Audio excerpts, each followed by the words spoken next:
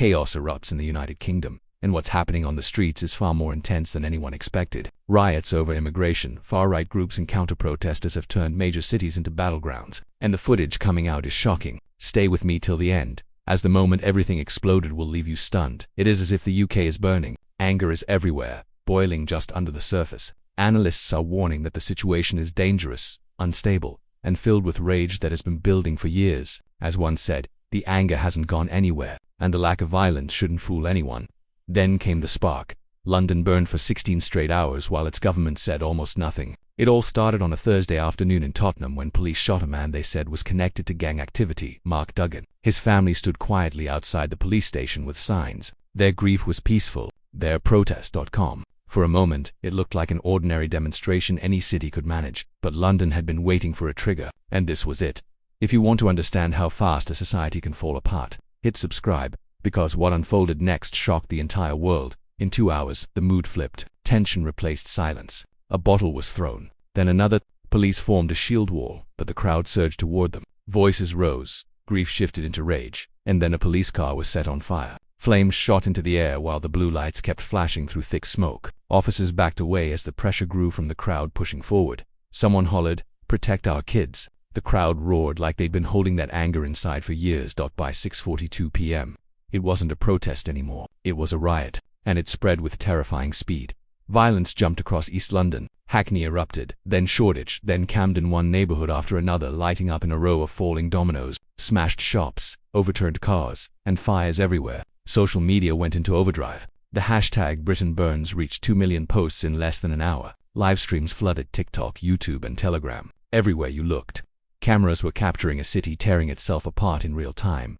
Near King's Cross, storefronts burned. Thick black smoke rose over the Thames. From Parliament, you could see an orange glow across the skyline. From Canary Wharf, sirens echoed non-stop like wounded animals crying in the distance. Breaking news alerts filled every screen. London under siege. Riots spreading. City in chaos. And none of it was exaggerated. It was real. At 8:47 p.m., the government finally released a statement. The situation is under control. Please remain calm. But the city was anything but calm. It was on fire, and everyone knew it. Then, suddenly, there were leaked messages from police commanders circulating online, screenshots and voice notes and internal memos, and one leaked message stood out from the rest. Morale collapsing, units retreating, South Bank lost.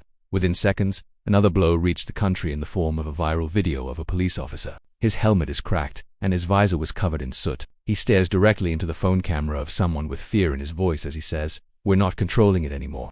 The clip was deleted almost instantly, but it was too late. Millions had already seen it. And once something hits the internet, it never disappears. By 9 p.m., London resembled a battlefield, not a city. Buses had been left abandoned, sideways across major roads. Shops were shuttered, some already pried open and looted. People sprinted in every direction, some to get away from danger, others carrying stolen goods. Journalists trying to report were shoved, screamed at and chased. The rage wasn't aimed only at police anymore. It was aimed at anyone with a camera. A drone captured an image that spread across social media within minutes. The Thames looked pitch black and still, cutting through a city glowing orange from fire. The reflection of the flames danced across the water. Parliament sat in darkness, lit only by the fires burning against its stone walls. It didn't look like London anymore. It looked like something was ending. Panic set in inside Downing Street. Ministers were shouting at each other, advisors pacing up and down with phones pressed to their ears. Every update that came in was worse than the one before. The Prime Minister sat frozen, staring at a wall of screens showing live chaos from every corner of the capital. Then an aide burst in, white-faced and trembling. "They've breached Trafalgar Square." The room was silent now. For several moments the Prime Minister didn't stir. Then he whispered, "God help us." It wasn't an order. It wasn't leadership. It sounded like someone surrendering. By 10 p.m., the unrest wasn't just London's problem anymore. Manchester erupted next, then Birmingham, then Bristol, Nottingham, and Leeds. Migrant hotels were surrounded by furious crowds. The police stations locked themselves down from the inside. Officers barricaded doors, blocking windows, preparing for the worst. Helicopters circled overhead, searchlights cutting through dark smoke-filled skies. The rioting was spreading through Britain like wildfire, and the government was powerless in South London near Peckham. Something unexpected happened. A line of military veterans stepped forward between protesters and police. No uniforms, no weapons, just a silent wall of men and women who once defended Britain overseas and were now defending it at home. One middle-aged veteran looked straight into a camera, his face steady, "We fought for this country once," he said. "We'll fight for it again."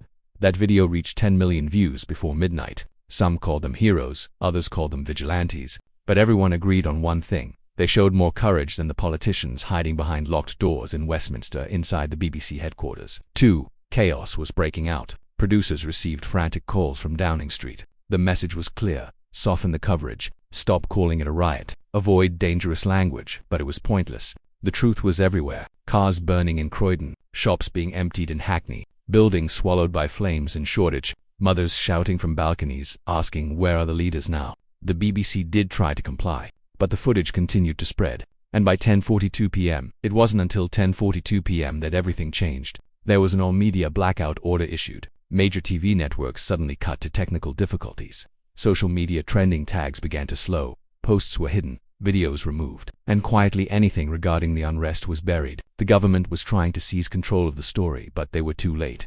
People continued to record. They shared the clips in private group chats, sent them as mirror uploads, used encrypted apps, and passed the files directly from. No matter what filters or restrictions were put in place, the truth kept slipping through every single gap. By 11 p.m., the fires still burned, but amidst this, something else was unfolding. Regular people, neighbors, small business owners, local volunteers entered the fray, sweeping up shattered glass from sidewalks, boarding up smashed storefronts, standing outside local shops to protect them from further looting. It was destruction and unity happening all at the same time. When the sun rose over London on Friday morning, the city looked battered but alive. Smoke curled over the Thames. Shards of glass blanketed the pavement like a thin layer of frost. Walls were tagged with graffiti, shouting frustration and defiance. But beneath the destruction, something deeper had shifted. Britain had seen itself laid bare, angry, divided, unfiltered. The illusion of stability had cracked open, and people realized a truth that government didn't want them to see. The real power was with the public, not Westminster, not the police, not the media. A BBC reporter standing beside a burned-out building in Tottenham closed her report with a line resonating across the whole country. The system didn't fall last night. The people stood up, and when they did, the government blinked. Somewhere, amidst the smoky morning air and the city's attempt to process what had happened, a voice shouted from a megaphone, "Stay awake, Britain." It wasn't a threat. It was a warning. And millions around the world, sitting in front of their TVs, probably felt that too. This wasn't the end, but the beginning of something greater. What transpired in London was not just a riot. It was a signal, a crack in the foundations, a point at which years of suppressed tension finally broke to the surface. And now the real question wasn't when will things return to normal. In truth, the question now was, does normal even exist anymore? Because when a government loses control and the public stops believing its official version of events, something fundamental breaks. The invisible agreement that holds society together begins to split apart. And in that empty space, order isn't what appears first, uncertainty does. People turn to alternative news, to grassroots groups, to their communities. Moments like this can be the spark for massive change, new movements, broad resistances, even changes in the entire political landscape. It's a crossroads, dangerous, full of possibility. Old systems weaken. The struggle to shape what comes next begins. The stability that everyone assumed was there gets exposed for what it really is.